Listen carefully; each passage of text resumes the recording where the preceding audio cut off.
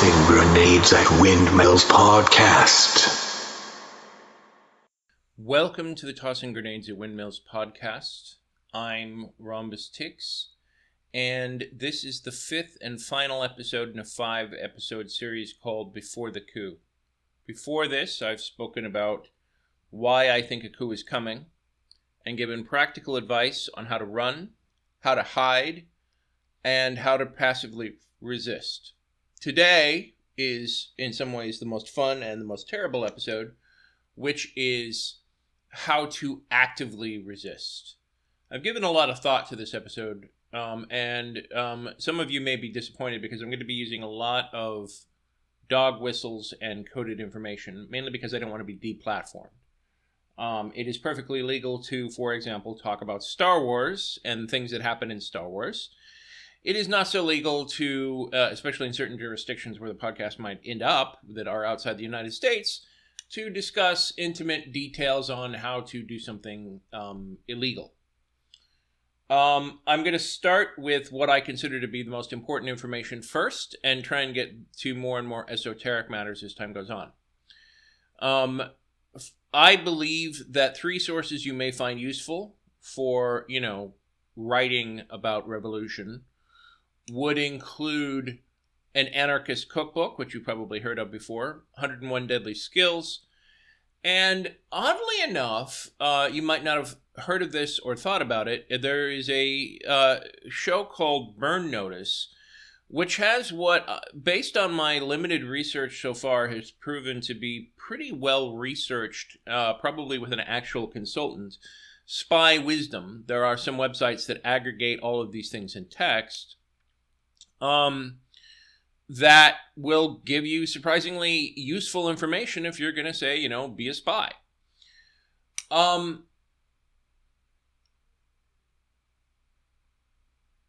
Here's the most useful single thing that I can tell you.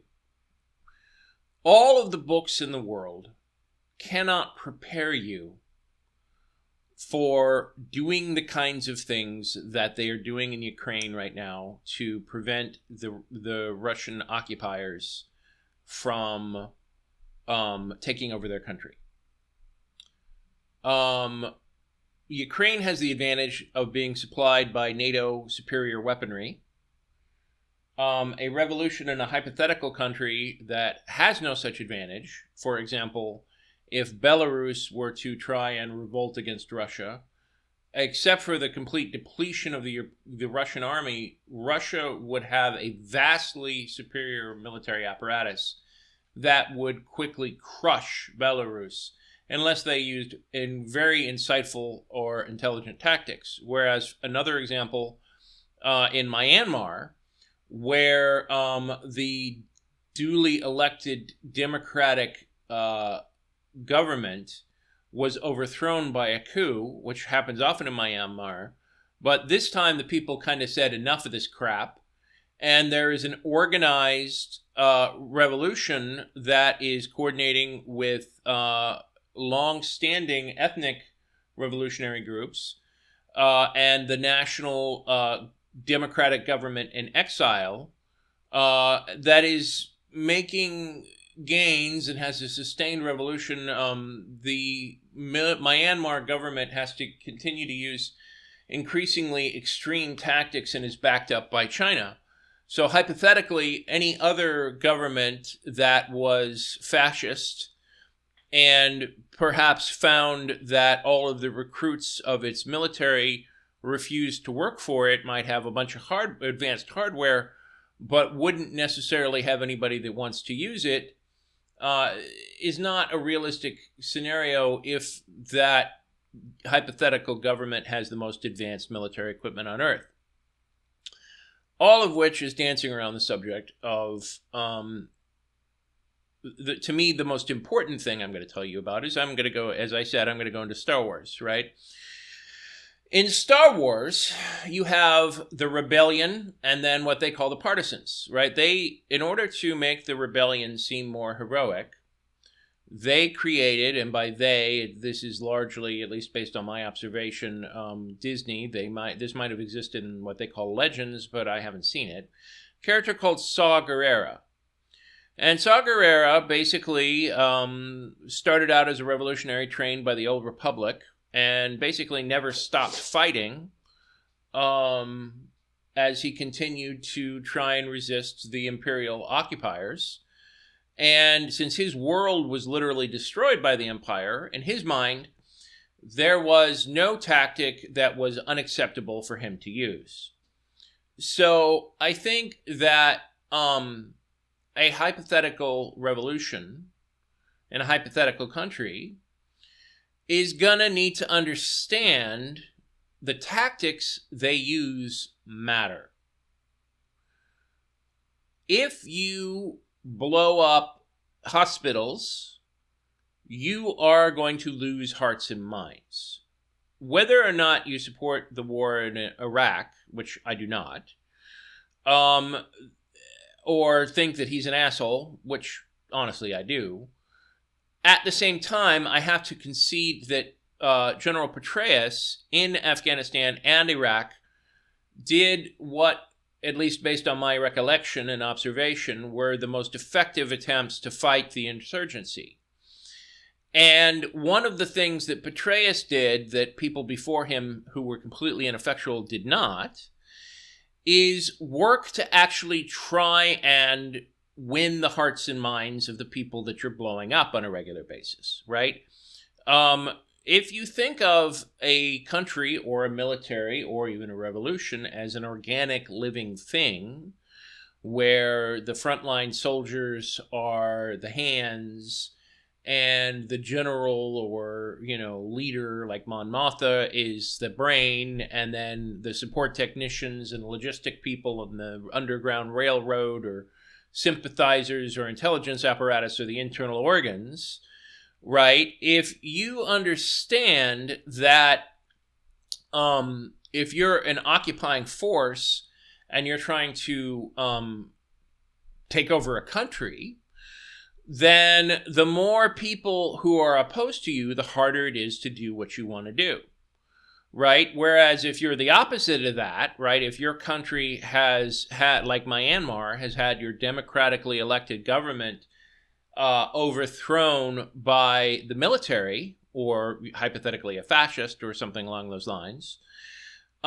you need as many people on your side as you can get. Now, the more ruthless the government is, just like we saw in Star Wars, right? When the Empire starts to get brutal and ruthless, like it does in Andor, which is a very interesting series on Disney Plus, then you start to see people turn against it, right? They take it personally. Generally speaking, when people get involved in this kind of scenario, it is almost always an emotional decision. It is very rare for people to be a rational actor and weigh the pros and cons of whether or not something is worth doing and act on those rational decisions. It's more like an emotion, like you killed my brother with your, brightly decorated red pickup truck with a machine gun on the background with a bunch of people saying, "Yee-haw!" hypothetically, right? But if you are a hypothetical revolution trying to stop a fascist regime, if you adopt the same tactics as the very people that you're trying to fight, people, you're already going to have to deal with both sides of the same people, right? In the United States of America in the Revolutionary War, the population, surprisingly enough, very largely fell between about a third of the people of Tories who supported the British. Like, the British would not have been able to enact the their attempt to engage in the Revolutionary War if they didn't have some local support. And about a third of the population thought still staying with England and King George III was a swell idea. About a third of the population supported the Congressional Congress, and about a third of the population was pretty much indifferent, except in certain instances where the British pushed things too far, like in the case of the Siege of New York, for example, which very much strengthened the revolutionary cause. So in a hypothetical fascist regime that takes over a hypothetical country, it largely depends on how nasty they are. I can tell you that certain politicians with a reputation for being nasty, as nasty as possible, and deliberately scoring points with their base by doing nasty things will definitely be going out of their way to be as cruel and vicious as possible in their regime. It's a feature, not a bug. I think the next thing that you need to consider if you're going to be actively doing something like this is, who do you work for? Who is your boss? And I go into some details about this in After the Coup. And that episode was largely entirely meant to discourage you from ever doing the kinds of things I'm giving you practical advice on now. The fact of the matter is, of the 4 options I'm giving practical advice on, this is the most difficult path. I'm not taking it because I don't trust myself. I would never trust myself not to go in the direction of Saw Gerrera. I just don't. I would never trust myself in a situation like that. But hypothetical person in hypothetical scenario, if you're hypothetically planning on doing something hypothetically after January 2025, if the hypothetical Congress decides to hypothetically bow to a hypothetically fascist Supreme Court, then, as I said in the first episode of the podcast, that would be a declaration of war. And in a declaration of war, it is the duty of every prisoner to resist, or the duty of every patriot to do everything they can to restore a democratic form of government. But how you do that depends on who you are. But if you're going to do that, you need to understand certain things, right? In the rebellion, right, if you're going to pick up a blaster, more than one Star Wars episode, and whether it's Clone Wars or Star Wars or, the Ewoks adventure, shows the price you pay for picking up a blaster and shooting it at another human being, right? There's a reason that soldiers go through basic training. There's a reason that they engage in this situation where it is there's a biological mechanism built into you that will sicken and nauseate you if you take the life of another human being. There are exceptions to this. They're called sociopaths. Not every sociopath becomes a serial killer, but almost all serial killers are sociopaths.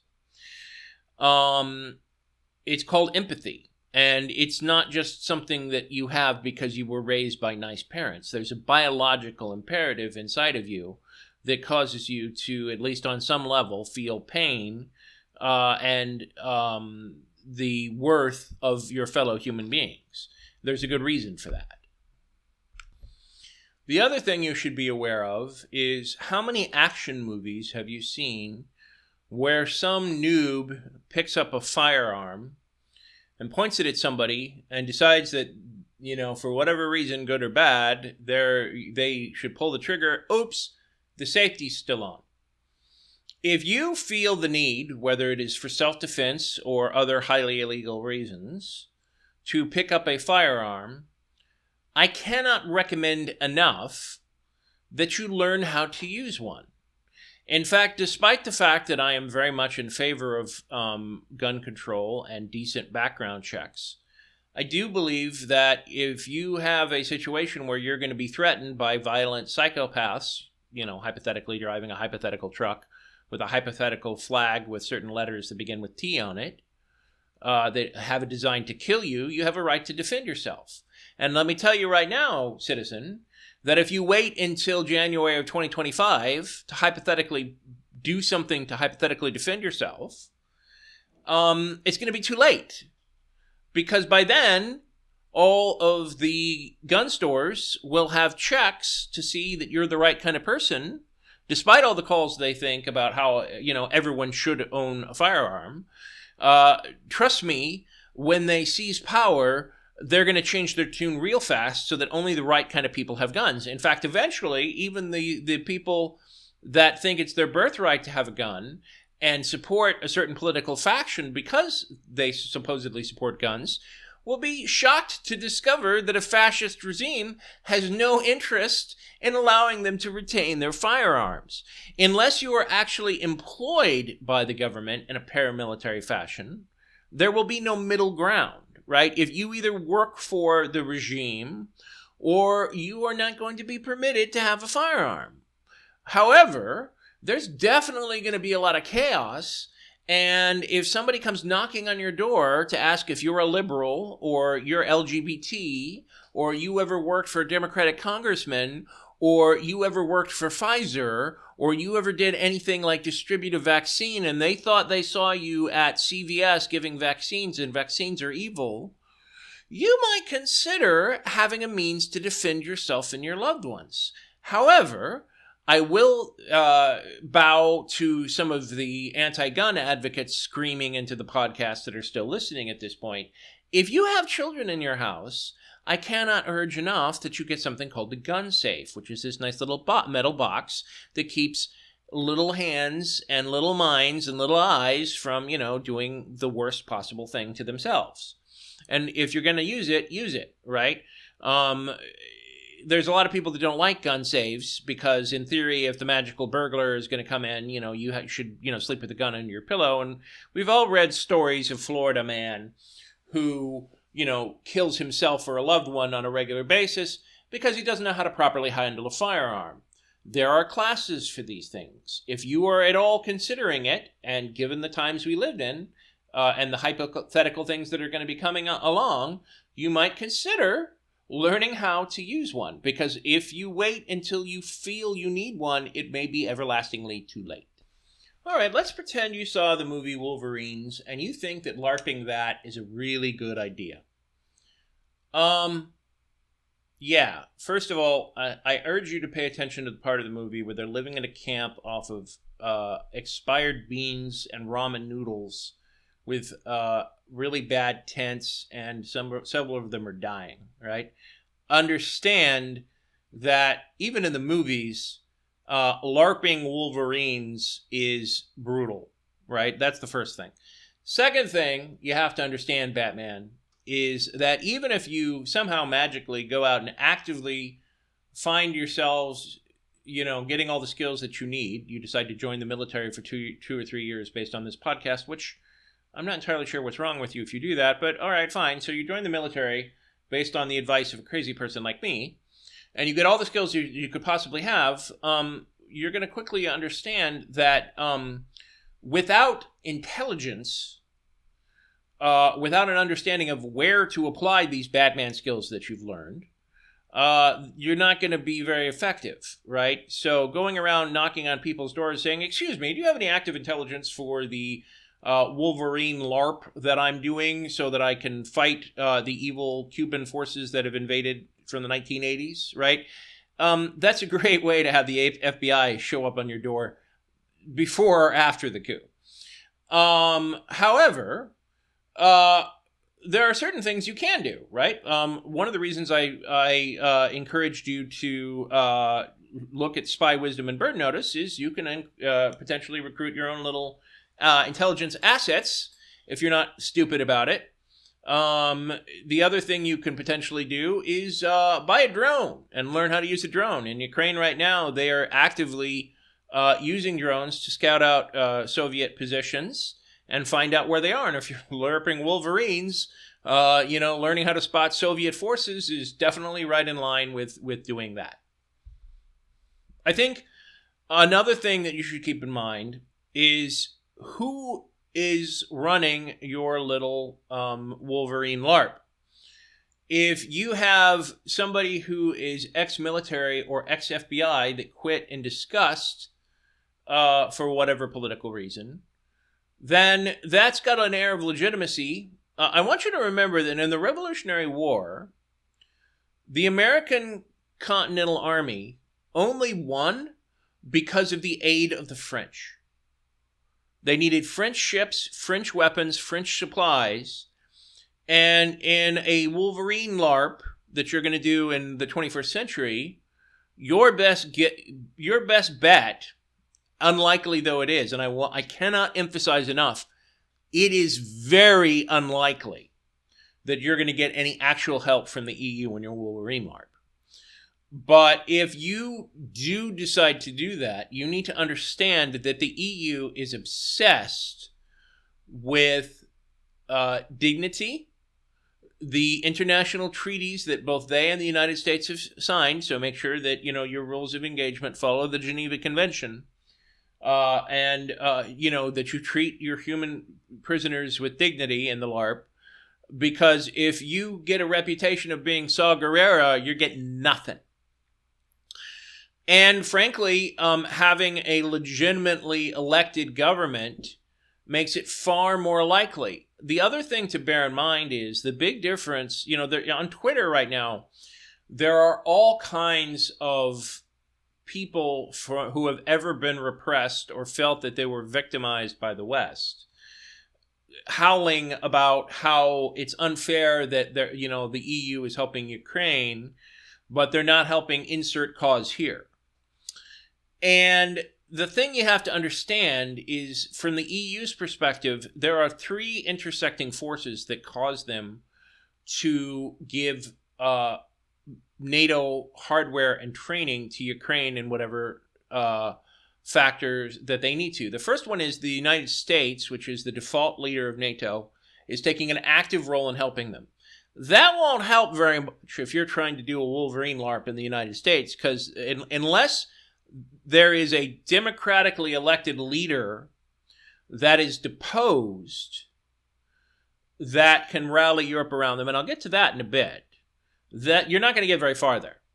The second thing is that Ukraine was invaded by Russia, right? So this is not a civil war. Europe, by and large, does not provide weapons to one side or the other, no matter how much one side is better than the other, right? Nobody is giving, no matter how justified the democratic government of Myanmar is in fighting its own military, and they are, despite the horrible things that the democratic government of Myanmar did to the Rohingya, nobody is giving them weapons, right? There's some talk of sanctions, and they keep talking about doing something, but Europe is dithering, and Europe is very, very, very good at doing nothing as a default.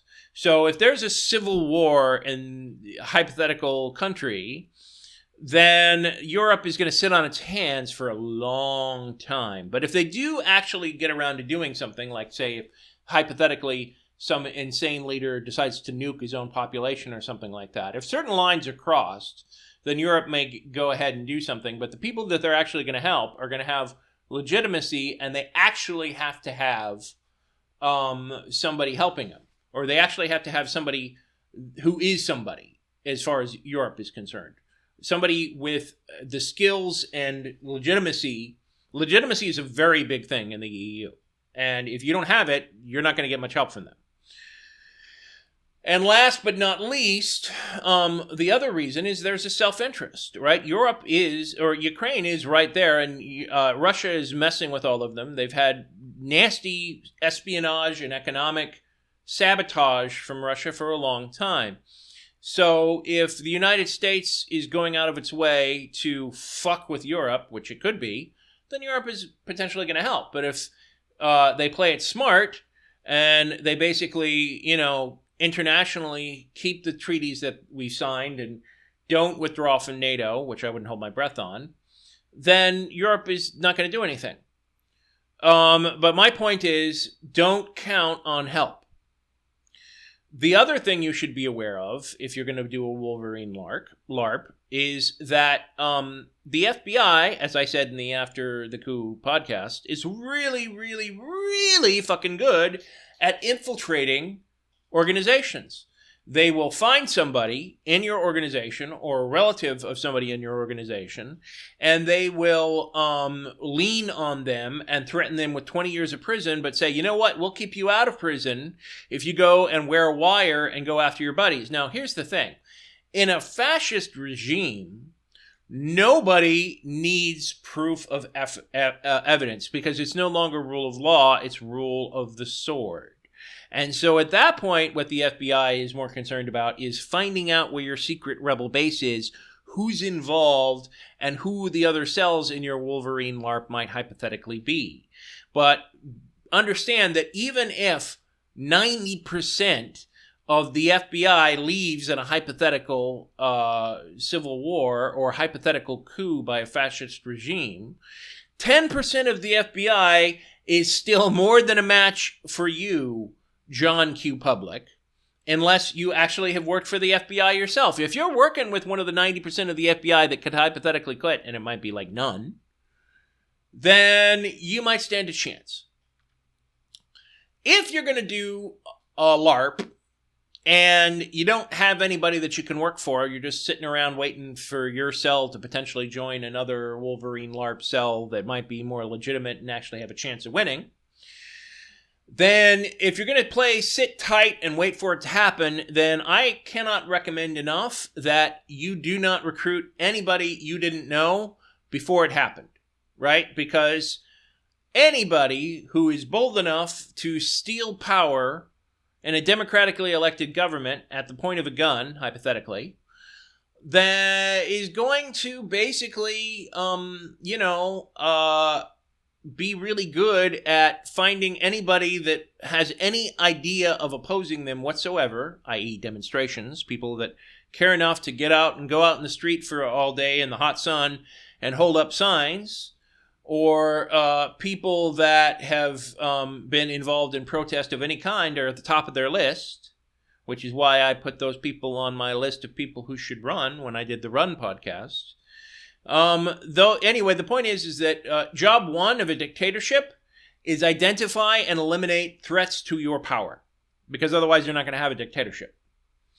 So just understand that if you're on that list, you're not going to be very effective at being Zorro.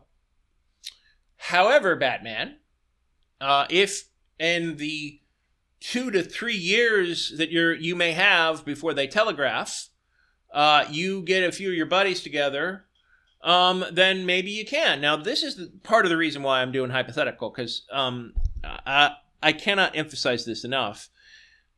Breaking the law and making you a criminal, and believe you me, most people in this country, if you're playing Batman, will think of you as a criminal, right? But if you're going to be Batman, in for a penny, in for a pound.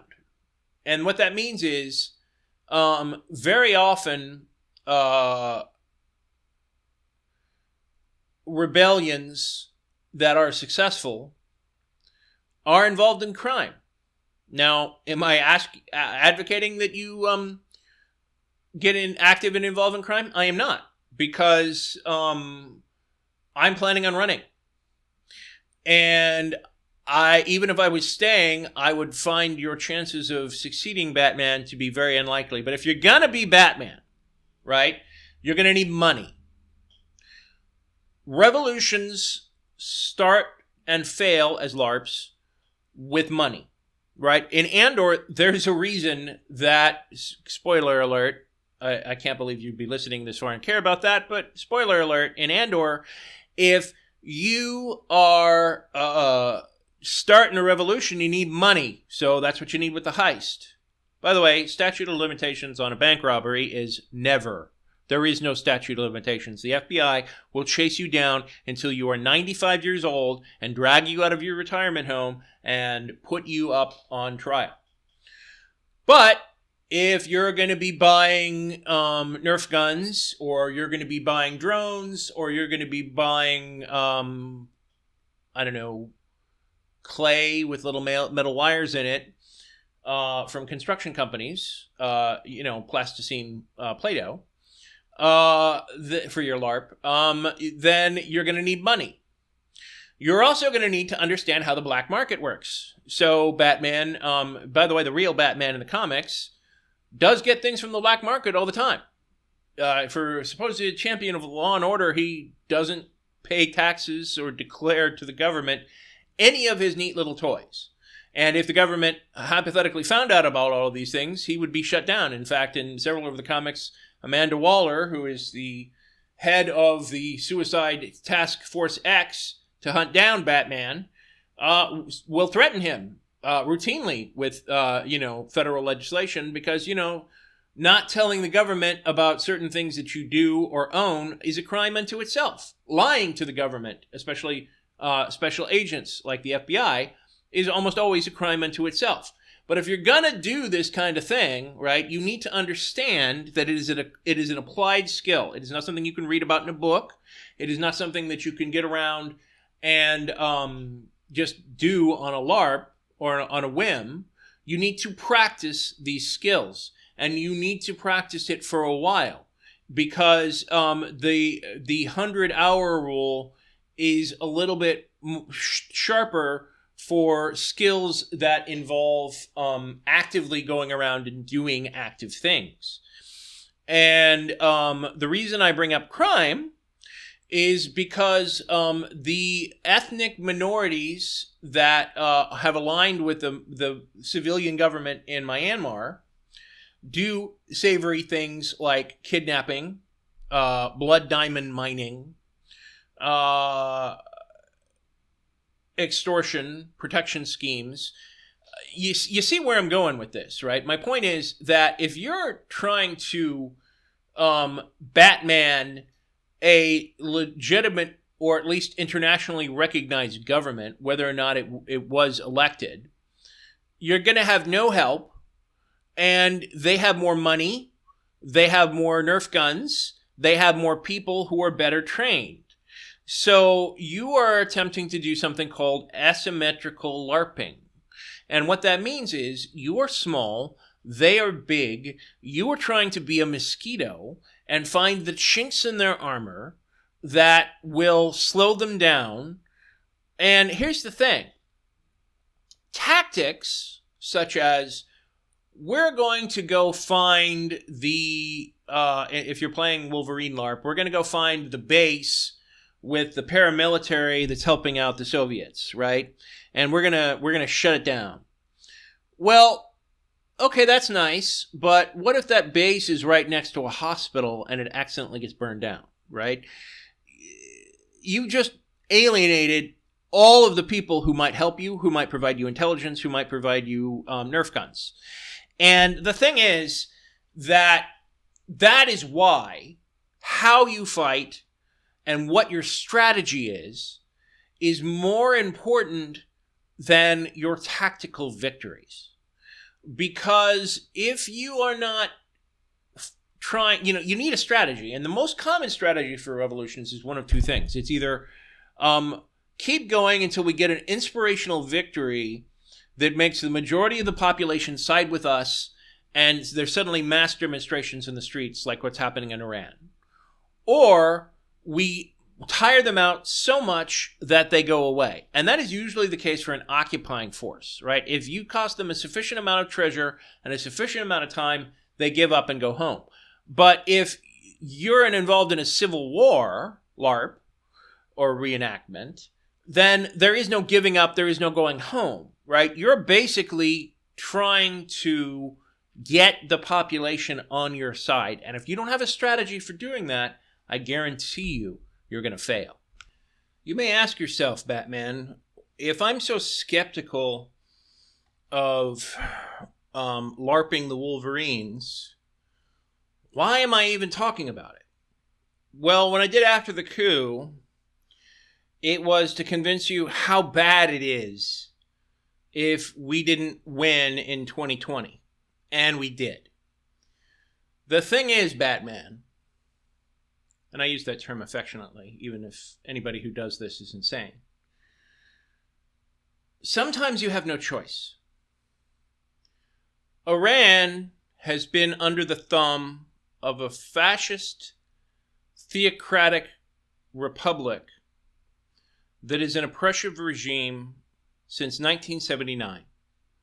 That is over 2 generations of people who have grown up with no hope of democracy, with no hope of freedom, where they can't even choose what they wear without being told by the state what to do. And any regime in the United States that is based off of the teachings of the family or the Federalist Society or Christian nationalists will not be kind to anybody that doesn't think, act, dress, look, or speak like them. And so sometimes, no matter how unsavory the options, you have to do what you have to do. And I could not, in good conscience, create a series like this without addressing the possibility that some people might feel that they have to do this. I cannot emphasize enough that you are pushing a rock up a hill if you do this, Batman. People will not want you. People will not be kind to you. History books, if you do win against all odds, might build statues of you and call you the founding fathers of the new nation. But until 20 years after you die, there will be a significant chunk of the population around the world that will call you terrorists or criminals or monsters or madmen or whatever else may be going on.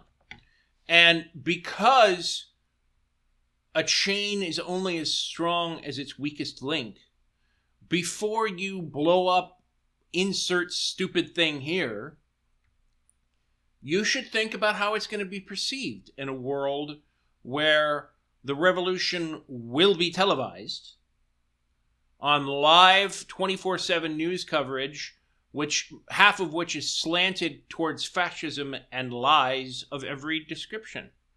Speaking of which, Comrade Batman, if you don't have a method of communication that cannot immediately identify who you are, that allows you for rapid responses to the unending stream of lies, even if you commit an action that you think is perfectly benign, and everyone who is physically present at that, like say you're rescuing a school bus full of children that are about to be sent to a death camp, Batman, the fact of the matter is that this can be spun by Fox News and the tools of the regime to make you look like a war criminal. So if you don't have the ability to counter narrative, don't even bother. Because every action you take, no matter how successful and no matter how well planned, will fail. The narrative is more important than the actions itself. I could go on and on about this, about who to follow, how to follow, but the fact of the matter is there are much better sources than I am out there. The only thing I can tell you is this is not something you can do overnight. Speaking of the actual Batman, right? He had unlimited time and unlimited resources, and he spent 10 years becoming Batman, right? And I get that this is the real world, and you don't have a scriptwriter that gives you a happy ending. But that's actually all the more reason why, if you're going to be stupid, be smart about how you're being stupid. If you fail to plan, you plan to fail. Having said all that, at the end of the day, my purpose for doing this series is the same as it was when I did after the coup, which is that if this scares you, if this disturbs you about the kinds of things that you're going to have to do to get by and to live, it should. Because if you don't vote, you are voting for whoever wins, no matter what you say and no matter what you do. If you throw away your vote meaninglessly in a non-ranked choice voting system, right? I'm all in favor of third parties. I'm all in favor of being able to vote for whoever you want, right? You have that right. But you also have the responsibility for how you exercise your right. I have free speech, but if I use my free speech to incite violence, I can be arrested.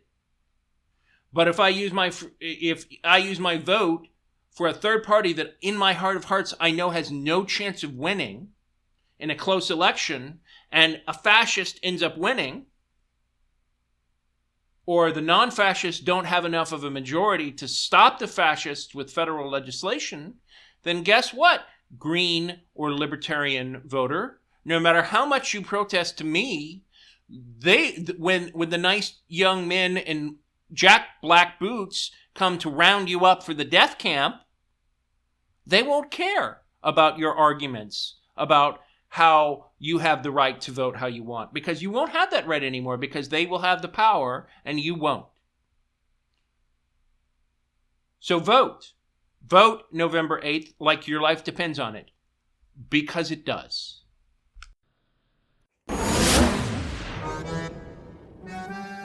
This has been the Tossing Grenades at Windmills podcast.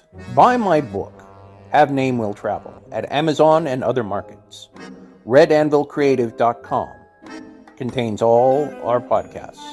Copyright 2022!